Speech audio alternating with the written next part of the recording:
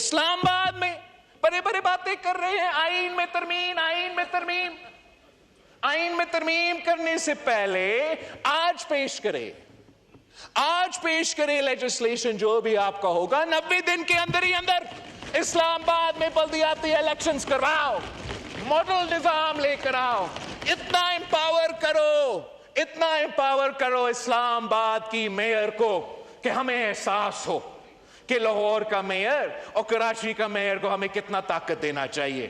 اتنا سیاسی خود مختار بنائیں ان کو، معاشی طور پہ خود مختار بنائیں ان کو، ایڈمنسٹریٹولی انتظامی اختیار ان کو دو۔ کیوں نہیں کرتے؟ اس لیے یہ آئینی ترمیم، یہ بلدیاتی نظام صرف ہمارے دوست کے لیے، ہمارے آنریبل فاضل ممبران کراچی سے تعلق رکھنے کے لیے ایک لالی پاپ ہے۔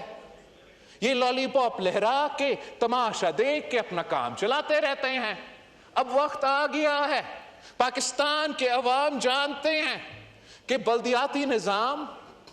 کا اگر جو کہ ہم آپ کا پنجاب میں ہو جہاں بھی بلدیاتی نظام موجود نہیں ہے۔ السلام علیکم ناظرین کرام، آپ کو مکمل ویڈیو دکھاتے ہیں بلاول بھٹو کی تاریخی تقریر۔ بلاول بھٹو نے شہباز شریف اور حکومت کے پرخچے اڑا کر رکھ دیے، واضح الفاظ میں کہہ دیا کہ ترمیم اگر آپ کروا کر یہ چاہتے ہیں کہ ہمیں پیچھے کر لیں گے تو ایسے کبھی نہیں ہوگا۔ بلاول بھٹو نے کہا کہ ملک اس طرح نہیں چلا کرتے جس طرح آپ چلانے کی کوشش کر رہے ہیں، اگر آپ سچائی کے ساتھ کھڑے ہیں تو سامنے آ کر بات کریں۔ آپ یہ ویڈیو دیکھیے، پھر اس پر ڈیٹیل میں بات کرتے ہیں۔ بہانہ ہے وہ صرف اور صرف اس لیے کہ ہمیں انگیج رکھنا ہے، ہمیں آپس میں لڑوانا ہے اور اپنا کام نکلوانا ہے۔ میں آج کسی بھی آئینی ترمیم لانے سے پہلے یہ مطالبہ کرتا ہوں کہ ملک بھر میں بلدیاتی الیکشنز کروایا جائے۔ اس میں اسلام آباد، پنجاب اور پاکستان پیپلز پارٹی ہمارے آئی پی پی کے دوستوں کے ساتھ اور نون لیگ کی مدد کی وجہ سے حکومت بنانے جا رہے ہیں، حکومت بن رہا ہے گلگت بلتستان میں۔ میں آج فلور آف دا ہاؤس پہ کہتا ہوں کہ ہم انشاءاللہ تعالی ہمارا محنت ہوگا، ہمارا خواہش ہوگا کہ گلگت بلتستان میں بھی ہم 90 دن کے اندر ہی اندر بلدیاتی الیکشنز کروا کے دکھائیں گے۔ بسم اللہ الرحمن الرحیم۔ جناب اسپیکر، میں سب سے پہلے وزیر خزانہ صاحب کا معذرت خواہ ہوں کہ آج ہمارا پورا ارادہ تھا اور چاہ یہی رہے تھے کہ آپ کی بجٹ کے پروسیس کو مکمل کرے، اور اس لیے آج ہی یہ پروسیس مکمل ہو سکتا ہے، کل سب نے واپس بھی جانا ہے، مگر اور میں نے بہت کوشش کیا کہ تقریریں ہو اور یہ ہم اس پوائنٹ پہ پہنچے اور مجھے خود انٹرپٹ نہ کرنا پڑے، اپنا انپٹ نہ دینا پڑے، لیکن ایسے اتنے سارے موضوع اب کھولے ہیں کہ ان پہ میرا فرض بنتا ہے بحیثیت پاکستان پیپلز پارٹی کا چیئرمین اور ہمارا جماعت کا پارلیمنٹری لیڈر کہ میں اپنا انپٹ ضرور دوں۔ میں حکومت وقت سے اور خاص طور پہ وزیر اعظم صاحب کے چند ایسے وزیر ہیں اور شاید ان کا سیاست کچھ ایسا ہے، ان کا مقصد مجھے سمجھ سے باہر ہے، مگر یہ ہمیشہ وزیر اعظم کی کام میں مدد کرنے کے بجائے مزید مشکلات پیدا کرتے ہیں۔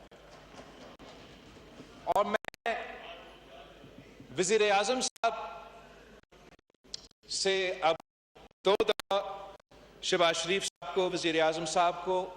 اس عہدہ کے لیے خود ووٹ ڈالا ہے، اور میں سمجھتا ہوں کہ جس محنت کے ساتھ، جس انداز کے ساتھ وزیر اعظم صاحب کا اپنا جو ورک ایتھک ہے، وزیر اعظم صاحب کا خود اپنے طور پہ جو وزیر اعظم صاحب کی نیت ہے، جس انداز کے ساتھ وہ اپنے اتحادیوں کے ساتھ انگیج کرتے ہیں اور جس نیت کے ساتھ وہ اپنے اپوزیشن کے ساتھ بھی انگیج کرنا چاہتے ہیں، میں house floor of the house पे इस बात को रिकॉर्ड पे लाना चाह रहा हूं कि वजीर आजम साहब एक मुस्बत अंदाज से इस तरफ और उस तरफ इंगेज करके मुल्क को मसाइल से निकालना चाहता है। और इस वक्त जहां पाकिस्तान खड़ा है जनाब स्पीकर, जहां ये खिता खड़ा है, हमारे इर्द गिर्द जो सब कुछ जियो पोलिटिकली हो रहा है, मैं समझता हूं कि अगर पाकिस्तान के तमाम सियासी जमातें एक साथ हो जाए, मुत्तहद हो जाए, ये तय करे कि पाकिस्तान के जो तमाम मसाइल हैं उनके हम मिल के मुकाबला करेंगे, ताकि हम इस मौके पे जो जियो पोलिटिकल, इकोनॉमिकल, स्ट्रेटेजिक, सियासी तौर पे जो हुकूमत और रियासत पाकिस्तान के लिए मौके हैं, उनका फ़ायदा उठाने के लिए पाकिस्तान के अवाम को ये पॉलिटिकल इकोनॉमिक डिविडेंड दिलाने के लिए ये एक प्री रेक्विजिट है। मगर क्या करे कि बस पता नहीं क्यों ऐसे कुछ वजीर या कोई बात कर देते हैं या मशवरा ऐसे दे देते हैं कि फिर हमारे इस काम में मुश्किलात पैदा किया जाती। जहां तक आजाद कश्मीर का हालात है, वहां इस बात से कोई इनकार नहीं कर सकता कि हुकूमत वक्त ने, तमाम सियासी जमातों ने सियासी अंदाज में इसका हल निकालने की कोशिश की, लेकिन ये बात बनता है कि इत्तेहादी भी पूछे, ऑपोजिशन भी पूछे, पाकिस्तान की हर शहरी ये सवाल करे कि ऐसा वजीर आज तक कैबिनेट में मौजूद क्यों है जो ये अल्फाज कह सके और फिर पीछा नहीं हटते कि रावलाकोट के कश्मीरी नहीं है। ये कैसे मुमकिन है कि हम ये बर्दाश्त करें कि ऐसे अल्फाजात किसी सीनियर सियासतदान अपनी जगह, कोई वजीरे इस मुल्क का वजीरे दिफा ऐसे बात करे और बड़ा मुनासिब अंदाज से राजा परवेज अशरफ साहब